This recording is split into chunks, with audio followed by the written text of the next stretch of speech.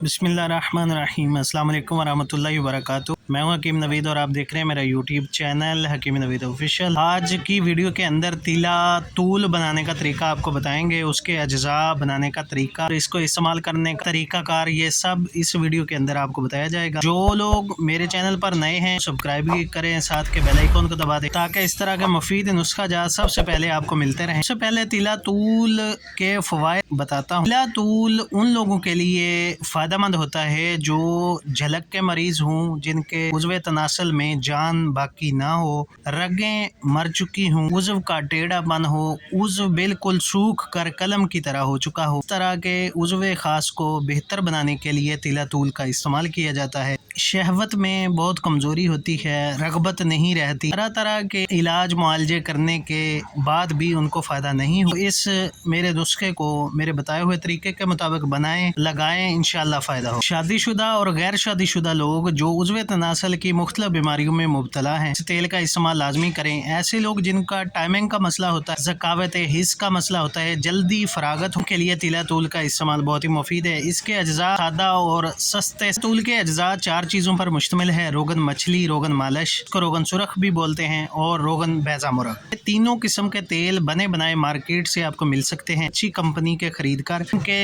2-2 चम्मच मिक्स करके फ्राईवान के अंदर डालकर इसको अच्छी तरह गर्म करें। गर्म करने के दौरान 1 तोला तेज़पात भी आपको पंसार की दुकान से मिलेंगे। तेज़पात के छोटे छोटे टुकड़े करके उसी फ्राईवान के अंदर इसको डाल लें।